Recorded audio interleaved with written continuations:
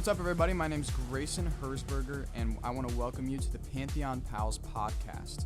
Today, we're going to be talking about the Pantheon in ancient Rome, which is a beautiful building that has been around for a very long time, and we're going to be talking about that today. Me, along with my guest host, Reese Thompson. Hey guys, I'm Reese T, and today I'm very excited to dive into the ancient Roman piece called the Pantheon. I'm really excited to be talking with these boys and talking about the Pantheon. Yeah, we have three special guests today with us, and they're all really excited about Roman architecture fanboys, some would say. Architecture students at Judson University, actually. We've got Josh Aarons, Charles Duncan, and Josiah Critton. Yes, so as Mr. Grayson said, I'm Josh Aarons, a.k.a. Josh EA, and I just want to thank you, Grayson and Reese, for having us on the set today. It's always a pleasure to speak about something we're all so passionate about, that being the ancient Roman Pantheon. And without further ado, let's just go into just some of the work we've been thinking about and studying about over the last few months. We've been researching and doing a precedent study on this piece of art for months, and we're excited to dive into the historical context as well as the construction information, interior design intentionality and choices within that, as well as the architectural exterior artifacts of the building, and we can even get into some fun facts about the Pantheon as well. Hey guys, what's up? My name is Josiah Critton, and thank you, Reese T and Grayson Hersberger, for having me on this podcast. I'm excited to dive in. Yeah, man. No problem. Yeah, and as we've already said, my name is Charles Duncan, and without further ado, let's get started. First we have some facts to go over. The name Pantheon is derived from the Greek word pan, meaning all, and theos, meaning God. This name reflects an original purpose of a temple, which was to honor and worship all gods of ancient Rome. Yeah, that's really interesting. It really shows where the values of ancient Rome were and where they lied.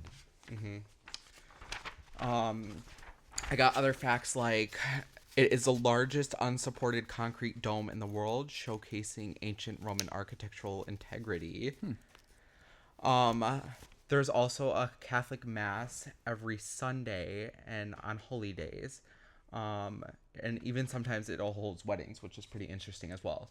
It costs you a bag to afford that kind of wedding. Yeah, seriously. Yeah, dude. So that's having a wedding in the That's Pantheon. an ancient building that they're still using today for events. That's crazy. Imagine those wedding pictures. Those are going to go crazy. Bro, yes, dude. I know, with that Oculus, man. At that the would go perfect so time crazy. of day, Uh-huh. too. That Yes. would be Yeah. great.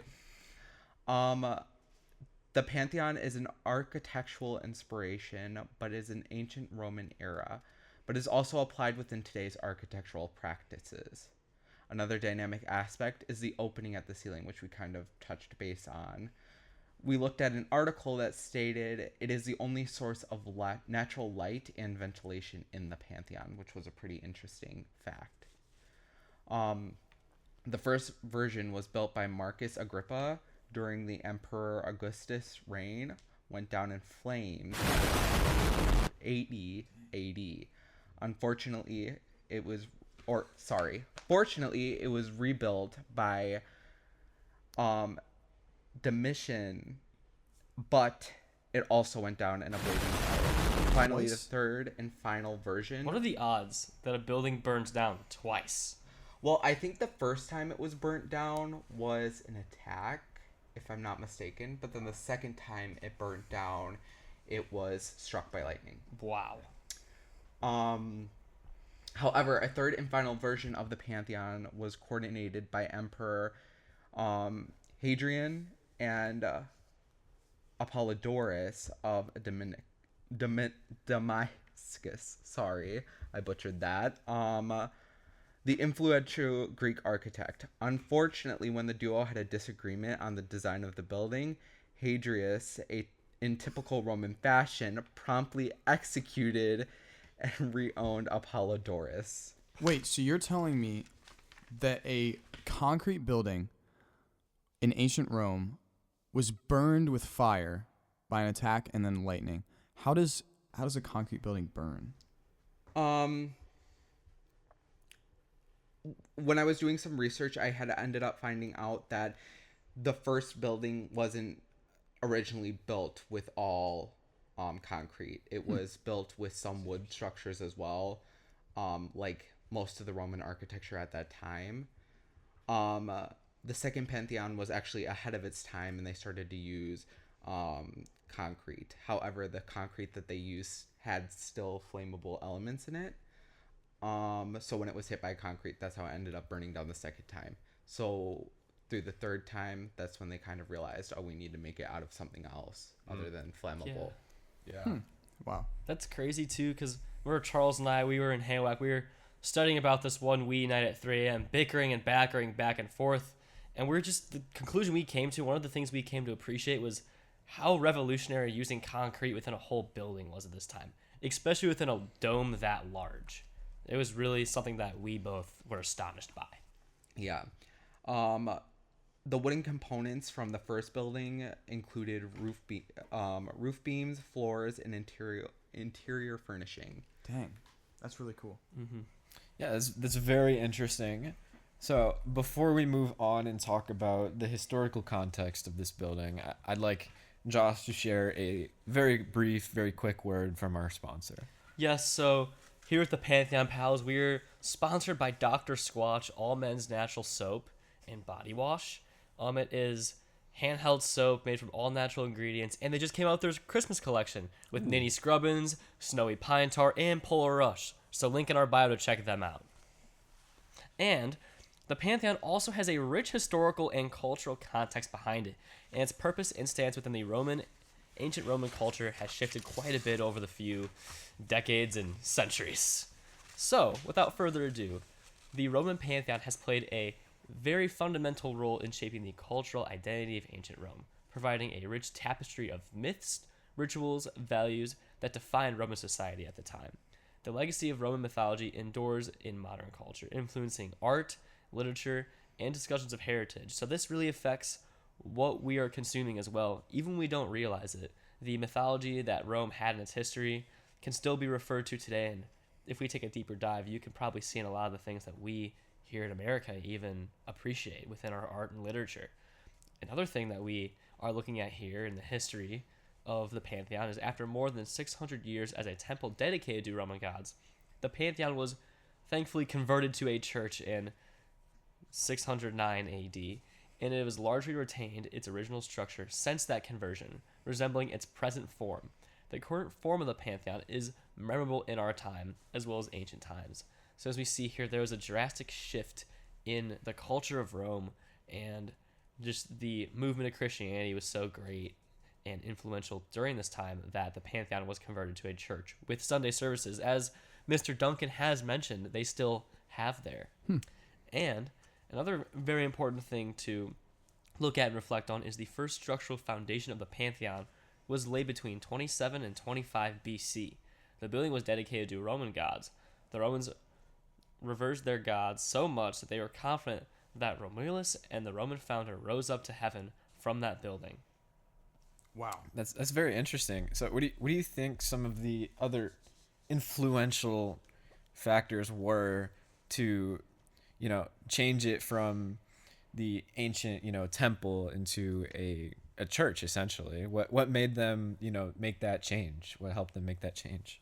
I just think like the rulers in charge of Rome at the time, they helped make Christianity legalized, and so I think the legalization of Christianity was a big part of making the Pantheon a church, as well as Apostle Paul's time in Rome as well, and just his influence he had in the rest of his disciples in spreading the gospel really helped make this Pantheon a transformed space within a church, and it really has a new life as this new church structure that people can come and gather and worship God in. So it's just astonishing to reflect on that transition that the buildings had. Yeah. I think Constantine had something to do with that, because he did legalize Christianity, I think before 600 AD. So that really helped along with that. Yeah, converted the church. That's really cool. I'm interested to see what some of the construction materials were, some of the construction styles they used to build this building, because this building was really, really cool and had a lot of rich history that it created for us today. So, Josiah, do you want to tell us a little bit about that? Yes, I would. All right, y'all, let's get to the facts. Two factors contribute to the success of the Pantheon: the excellent quality of the mortar used in the concrete, and the careful selection and grading of the aggregate material, which ranges from heavy basalt in the foundations of the building and the lower part of the walls, through brick and tufa, which is a stone formed from volcanic dust, to the lightest of pumice towards the center of the vault. The Pantheon was built upon Campus Martius, where the Romans believed that the location of the place of the apotheosis of Romulus, which meant the raising of the heavens. And to go off what Mr. Critton was saying here, we've been learning a lot within the Judson Architecture program about ordering principles and how to organize buildings. And one of the things we've realized within ancient times was how influential the organizing principle of axis was.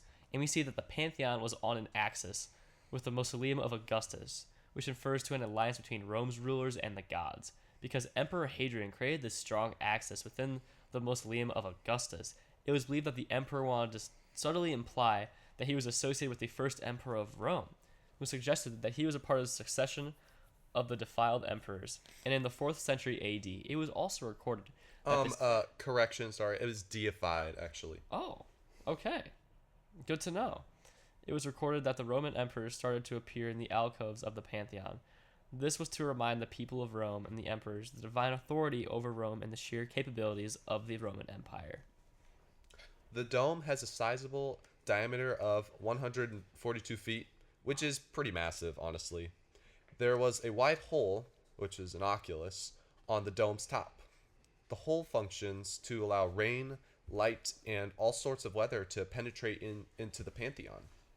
That's very interesting how just the sheer grand size of the dome. Do you think that because it was so massive, do you think they made it in separate pieces and then assembled it onto the Pantheon, or do you think they just made it all at once? They made it all in layers, mostly using volcanic ash and things of that nature. But yeah, good question. Where they get some of the materials like basalt? Like, what is that? And where they get some of that? Basalt is a black rock that there's some in Iceland, actually. There's black sand. Dude, I would love beaches. to go to Iceland. I know. Study tour trip, that would go so hard, man. That would be amazing. Okay, so did they have like a good, solid importation system and flow with getting goods from other countries, do you think? Does that kind of like point to that a little bit? Yeah, the emperor, the Roman Empire was very vast, and the emperor was very wealthy, so they imported a lot of these materials from Tunisia and Greece and some parts of Asia Minor as well. We'll get into that later, though, but yeah, interesting question. Yeah, it's really cool. And as Mr. Critton was mentioning, the Roman Pantheon was remarkable for its size and construction and its design. Until modern times, it was the largest dome ever built, and that has now been overpassed. But another fun fact is that it is measuring around 142 feet, 43 meters in diameter, and rising to a height of 71 feet, also known as 22 meters above its base. Wow. To construct the Pantheon, the builders made a thick circular wall that gradually curved inwards to form the iconic dome. The workers then constructed exterior vertical walls on both sides that helped support the sheer weight of this dome structure. As this dome tapered up, the builders used lighter aggregates of concrete to make sure that the building didn't collapse on the Roman people. Dang, lighter aggregates. That's a really brilliant way of making this concrete dome like less heavy. Was there any other way that they did that to make it less heavy? They also utilized copper ceilings, which they're actually like carved out squares from the oculus or from the dome. Wow. And that also made it really light too. So that is a really important structural thing. And that would make it aesthetically pleasing too in there, right? I'm sure. Oh yes, it Beautiful. definitely does. You look up and you see those, and it just makes it pop so much more.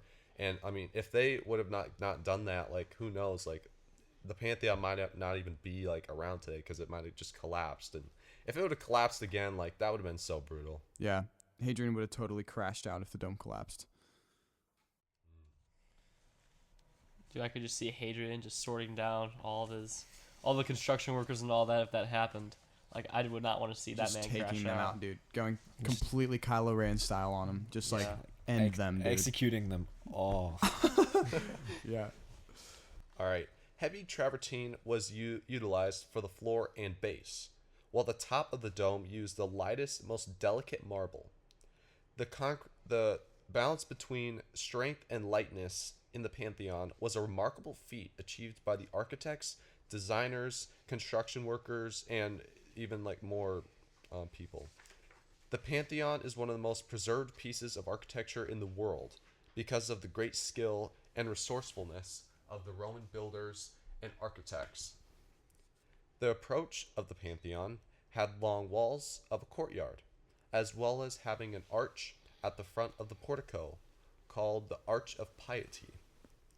The Corinthian columns, which we learned about in the class Arc 231, in the portico were made from the renowned Egyptian granite, while the bases of the columns were made from a pentelic white marble from Greece, and the steps were made from Tunisia's finest yellow Numidian marble, going back to your question earlier, Grayson. Yeah.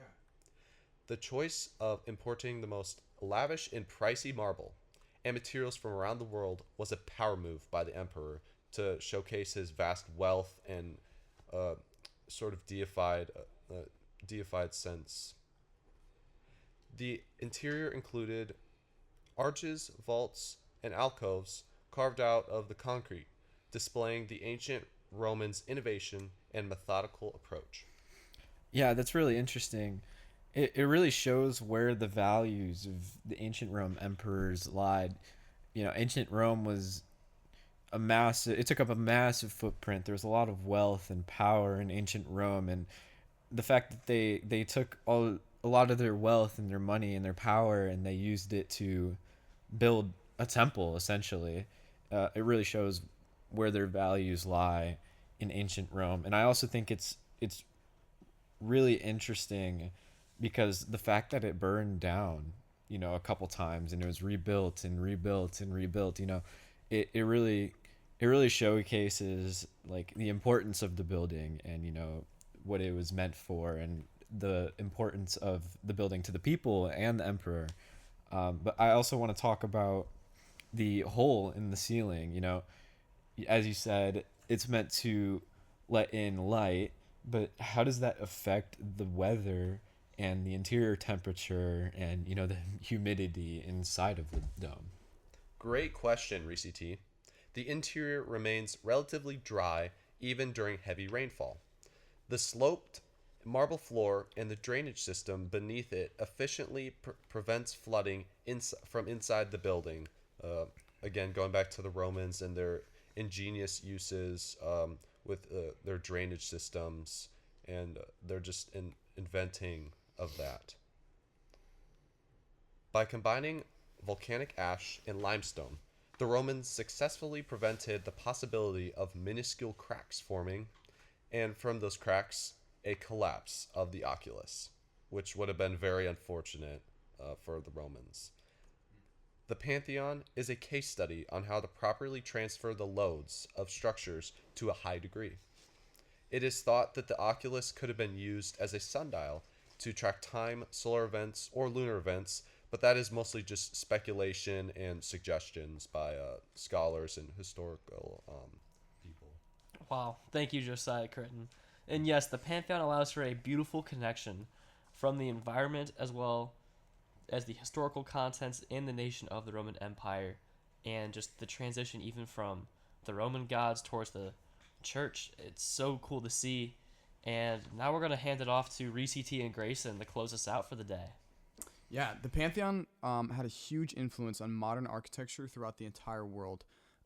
This is kind of obvious to us today because we have so many buildings, famous buildings in our country and countries around the world that have these really beautiful, really well done, really long-lasting buildings that are based on these Roman architectural precedents that were set in stone over 500,000 years ago. Crazy. Thomas Jefferson is one example of this. He took architectural inspiration from the Pantheon in the construction of his home, Monticello, in the Virginia state capital, and the Rotunda at the University of Virginia. Hey, my brother's been there to Monticello. Yeah? Shout out Elias Critton. That's great. Yeah, I'm sure it's a beautiful place. I'd love to go there one day because it really reflects these ancient Roman like ideas. But Thomas Jefferson specifically used the classical portico and domed roof elements in order to add his own composition. The founding father of the Renaissance, Filippo Brunelleschi, constructed the old sacristy of San Lorenzo. It was completed in 1440 and drew upon many elements of the Pantheon for inspiration. This old sacristy had a dome with an oculus on top, as well as similar interior elements presented, such as the asp. And the asp is a large opening in the side of the wall, usually for a religious reason or nook of some kind. And he also used these repeated columns and vaulted ceilings to make screens and other things. Michelangelo was heavily influenced by the Pantheon structure and its massively scaled dome, while Andrea Palladio used the portico and symmetry to revolutionize his own architectural designs. The famous building was also heavily drawn upon during the neoclassical period because of its grand scale, usage of many, many columns, social functionality as a religious and sacred space, and the transformation of simple geometric shapes.